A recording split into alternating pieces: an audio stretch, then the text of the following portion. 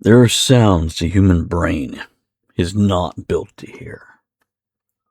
Deep ocean sounds, infrasound beneath earthquakes, the groaning shift of glaciers moving through darkness older than civilization. Though we have heard that now. And according to one man in northern Maine, the moon, not the wind, not radio interference, not tinnitus. Did I say that right? Breathing, slow, rhythmic, intense, like something sleeping just beyond the sky.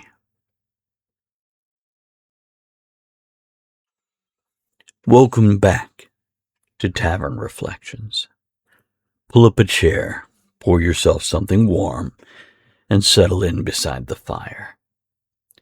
Tonight's reflection drifts somewhere between isolation, obsession, and the terrible possibility that the universe may be something far more alive than we are comfortable believing.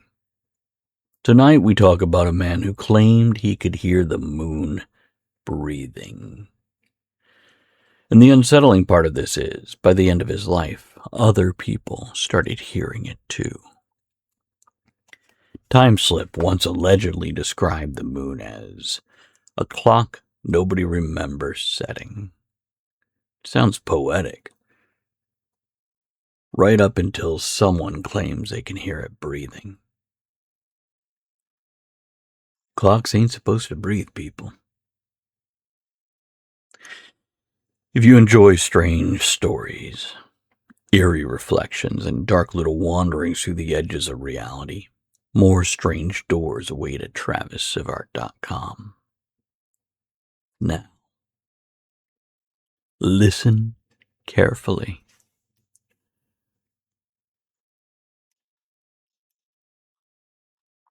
The first thing you need to understand about Arthur Bell is that nobody in town liked him very much. Not because he was cruel, not because he was dangerous. Arthur was disliked for a far simpler reason. He noticed things. People distrust anyone who notices too much. I speak a little bit from experience, personal experience here. But Arthur lived alone in a weather-beaten cabin where the forests grow thick enough to swallow roads, and winter settles into your bones like unpaid debt. Like, you're not that far north. It's like when winter goes on too long and you're just ready to not be cold anymore.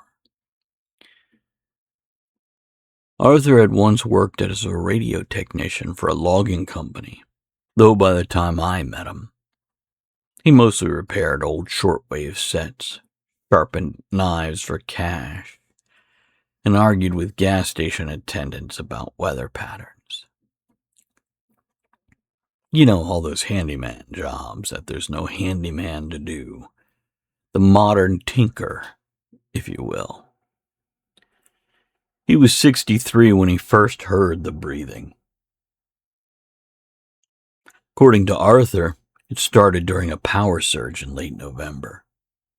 No lights, no television, no humming appliances, just snow falling softly outside his cabin, and the kind of silence modern people rarely survive long enough to notice. I do love the sound of falling snow. It's a quiet noise in itself. Arthur said he stepped onto his porch sometime after midnight because he couldn't sleep. The sky was painfully clear, crisp, wide. Cold enough that the stars looked sharpened. You ever seen those skies? I know I have. God, they're beautiful. But they make you realize how small you are. As Arthur looked out across that sky, overhead hung a massive full moon. That was when he heard it.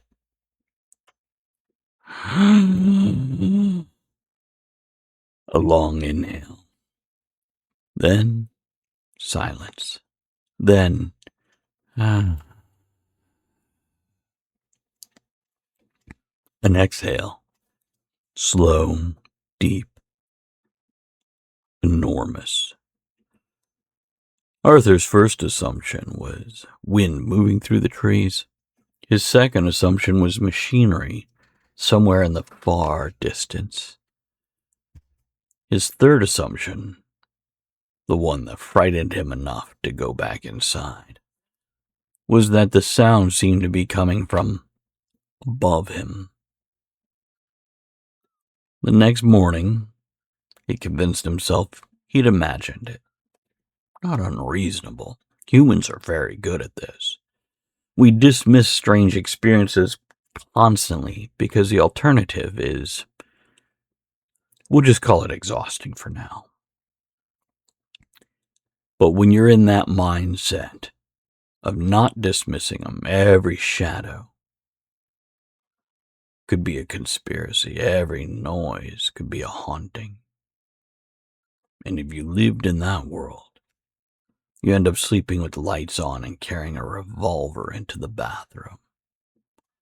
So, Arthur ignored it for 3 nights. Then, the breathing returned. This time, louder. Inhale. Exhale. Like lungs larger than continents, slowly filling in the dark. Arthur began recording the sound on an old cassette equipment. You know, the kinds from the 70s and 80s. Most tapes captured nothing. A few. Faint static. One, though, contained a low, rhythmic vibration beneath the interference. Not dramatic or cinematic.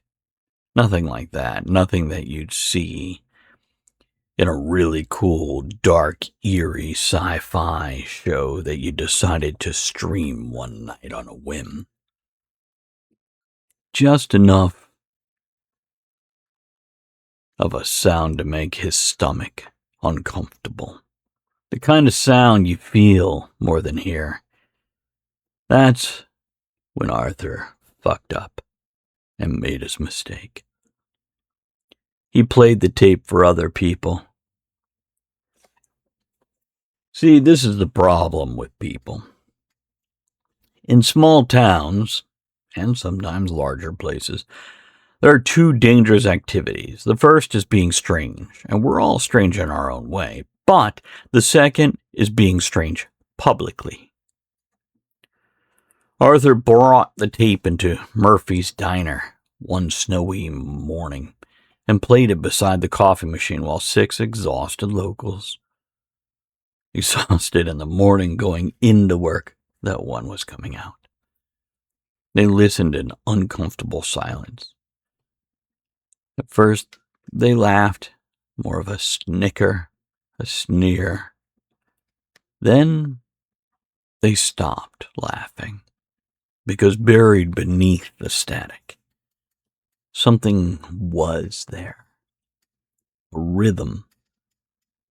Slow, wet, organic. Like air moving through an impossibly large throat. One man asked Arthur where he recorded it. Arthur pointed up, and they knew he meant beyond the brim of his hat or the roof above him. Nobody spoke for several seconds. Then Murphy unplugged the tape player and told Arthur he was upsetting customers. That should have ended it. It didn't. Because, and I've done this myself, once someone suggests a thing, brains start searching for it, like it's their own idea, like it's their own thoughts. They brush it off, forget about it, but it still lingers in the back. And they look for it.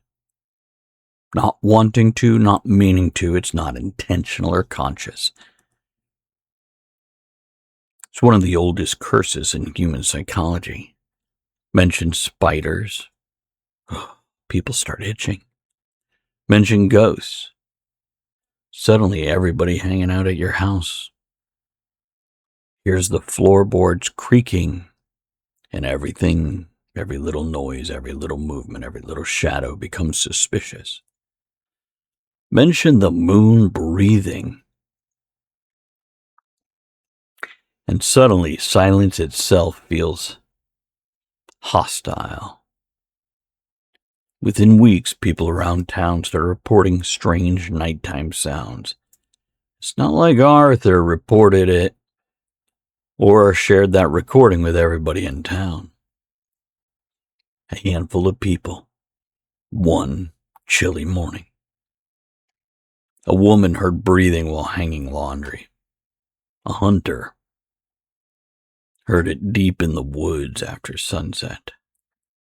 Now you gotta wonder what the fuck a hunter's doing out there. Probably just woke up in his little blind after sleeping off too many beers. Two teenagers swore they heard it up by Katahdin Lake while smoking behind a bait shop. Most dismissed it immediately. But not all. Some began listening for it. And once people started listening together,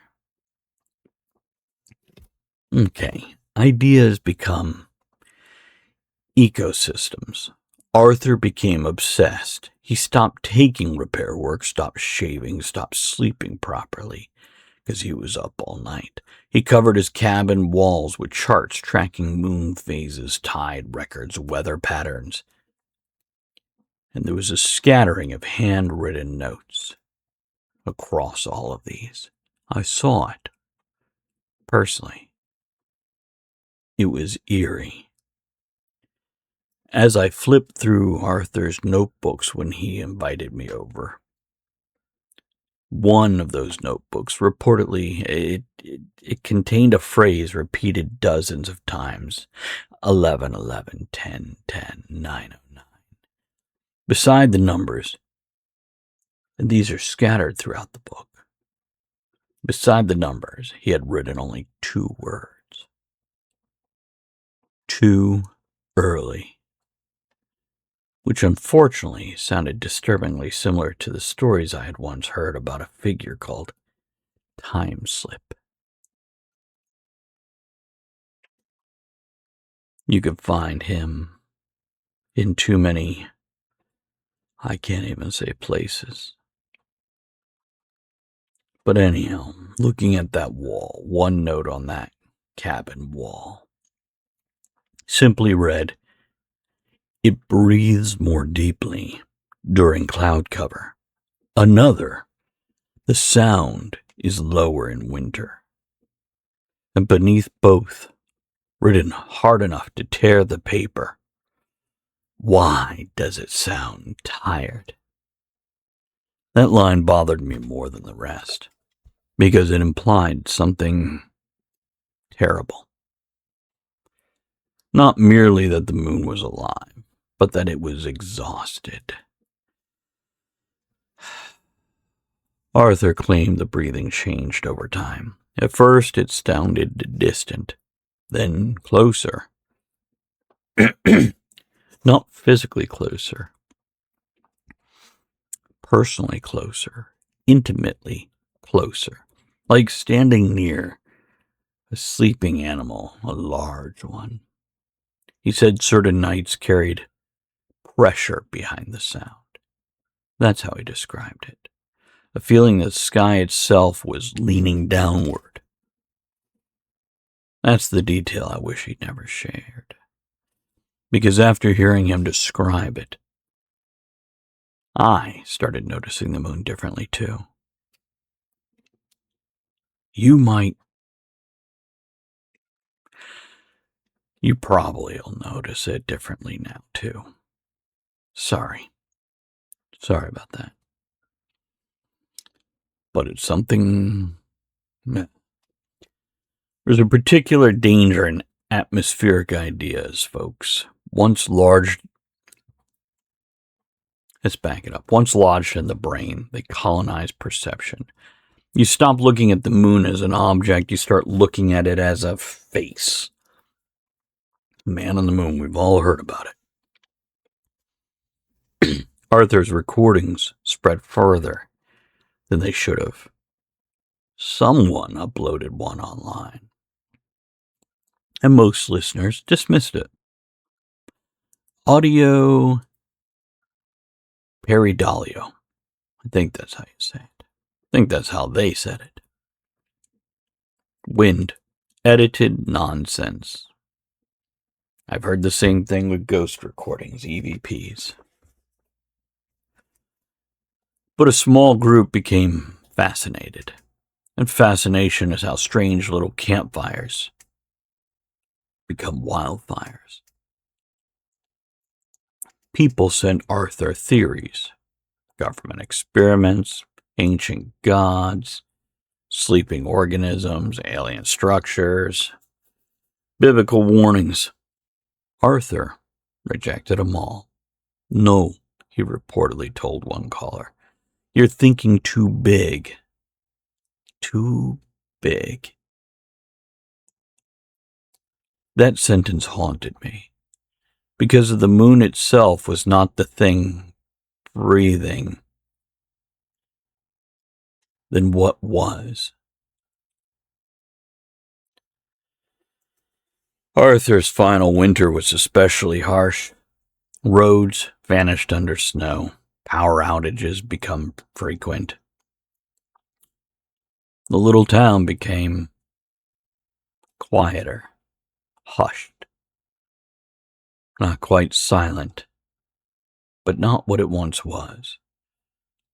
And Arthur stopped leaving his cabin entirely. Maybe because he couldn't. Maybe because he didn't want to. Maybe because he felt he shouldn't. A local volunteer eventually checked on him after several days without sightings. They found him, sitting in a chair facing the window, dead from a heart attack, according to the official report. But that's not the unsettling part. The unsettling part was the tape recorder beside him, still running, still recording. And from what the volunteer told people, the tape contained breathing. Not loud, not monstrous, just slow, patient, steady. As though something immense was sleeping directly outside the glass. It was said it wasn't Arthur on there. They knew that. But the tape disappeared afterward, naturally. Everything interesting disappears eventually. That's another law of the universe. But the story remained. And stories are harder to bury than bodies. Years passed.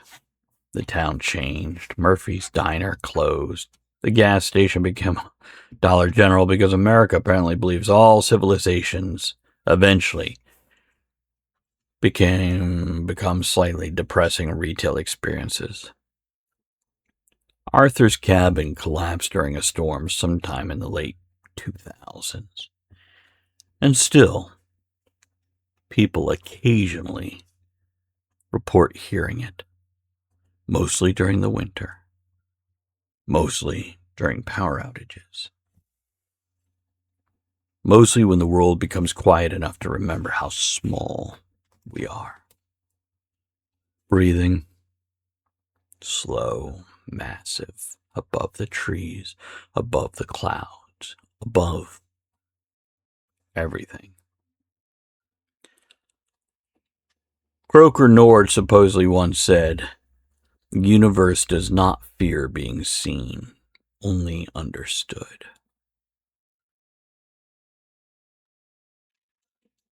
Curious statement from a man who searches for answers. Arthur Bell may have gotten dangerously close to both. I've never heard it myself. At least I don't think I have, no matter how much it was in my head. But it was one night several years ago, here in Virginia, during a snowstorm, when the power went out at my house. No television, no internet, no refrigerator hum. No modern noise coating the edges of existence like insulation. Just me and the cats. It was beautiful, actually. Very nice, because the house was still warm. I was very comfortable. But I do like to look at the snow. The moon was out. The snow was flat and undisturbed, so I stepped outside because silence that deep feels unnatural now. The moon hung low over the trees across the street. It's where it rises. And against the foreground of the trees, it looks huge, massive. And it was bright enough to cast shadows across the snow. Those trees reaching out, stretching across that silvery white, unnaturally smooth landscape. And for one brief moment, I thought I heard something. Not wind, not machinery. The road in front of my house with the flat sheet of snow, undisturbed. I heard a rhythm, slow. Inhale, exhale. I went back inside immediately, like the brave and noble scholar that I am, because curiosity is admirable right up until the universe starts answering back.